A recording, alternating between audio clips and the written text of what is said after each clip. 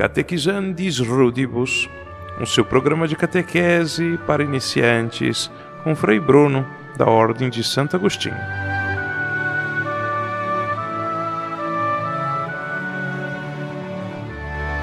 Tudo bem? Deus abençoe você, começando agora o episódio de número 18 do nosso projeto de catequese para iniciantes, Catequizandis Rudibus. E agora, continuando com o Catecismo de São Pio X, nós vamos para a pergunta número 28. Nós vamos responder a pergunta: o que significa Criador do céu e da terra? Então, lembrando que a gente está estudando o primeiro artigo do Credo: creio em Deus Pai Todo-Poderoso, Criador do céu e da terra. Então, a gente já explicou: creio em Deus, explicamos da existência de Deus, explicamos por que nós chamamos Deus de Pai, creio em Deus Pai, e explicamos por que Todo-Poderoso, creio em Deus Pai Todo-Poderoso. E agora nós temos que explicar Criador do céu e da terra. Só antes vamos lembrar também que o outro credo, o credo de Nicéia e de Constantinopla, a gente diz: creio em um só Deus, Pai Todo-Poderoso, Criador do céu e da terra, e de todas as coisas visíveis e invisíveis. Então tem essa partezinha a mais, todas as coisas visíveis e invisíveis, mas ele está contido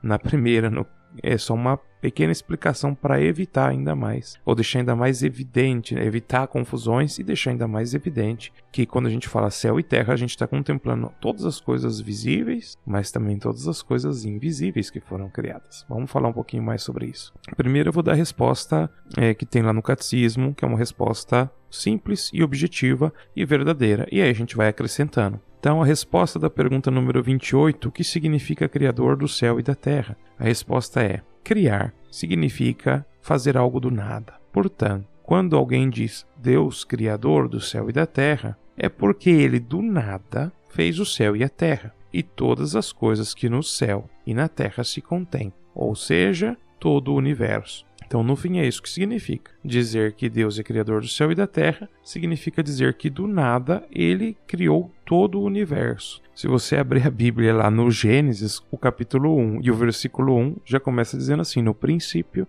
Deus criou o céu e a terra. Então, aí a gente, quando está falando que Deus é o Criador do céu e da terra, a gente está usando uma linguagem bíblica. E quando a gente fala de todas as coisas visíveis e invisíveis, então a gente está acrescentando uma pequena explicação. E o Catecismo de São João Paulo II, lá é o número 326, ele lembra uma coisa bem legal, que ele fala assim: a terra é o lugar que estão os homens, e os céus é o lugar que está Deus, porque a gente fala Pai Nosso que estais nos céus. Então, quando a gente fala Criador do céu e da terra, a gente está indicando também o céu como o lugar onde está Deus com seus anjos. Então, as criaturas espirituais são as coisas invisíveis.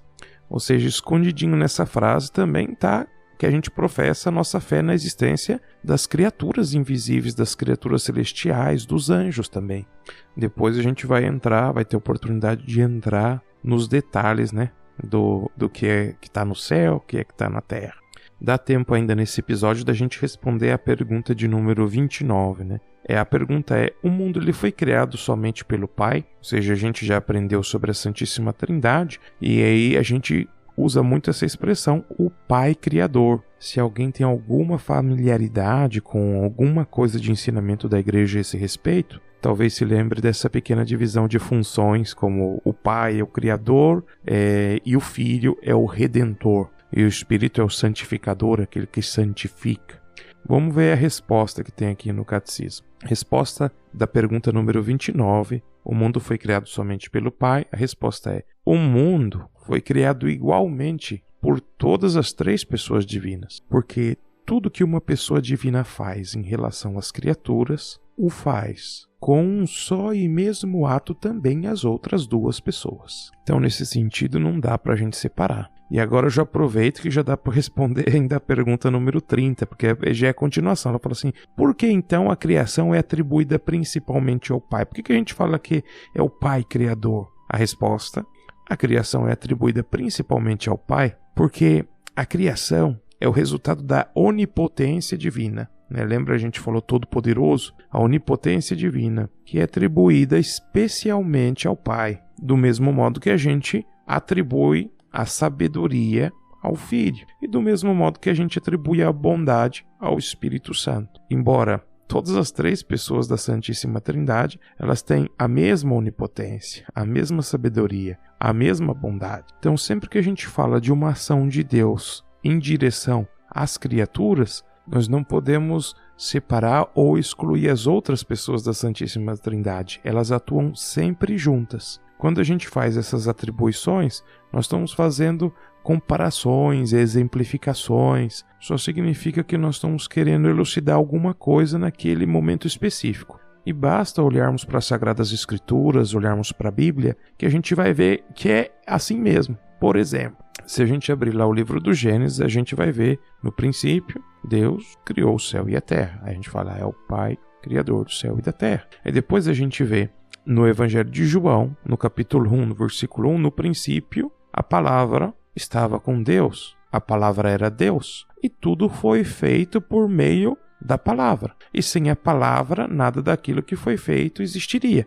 A palavra se fez carne e veio habitar entre nós. A palavra é Jesus Cristo. Então, Jesus Cristo, por meio dele, tudo aquilo que existe foi feito. E nada existiria sem ele. Isso só para a gente pegar como exemplo. Então, a criação do céu e da terra, ou seja, de todas as coisas visíveis e invisíveis, é obra não só do Pai, não só do Filho, mas do Pai, do Filho e do Espírito Santo. É obra de Deus, é obra das três pessoas da Santíssima Trindade. Então veja só, hoje a gente já conseguiu responder 3 perguntas, estamos na vantagem. Vamos ficando por aqui e a gente se encontra no nosso próximo episódio. Deus abençoe você. Tchau!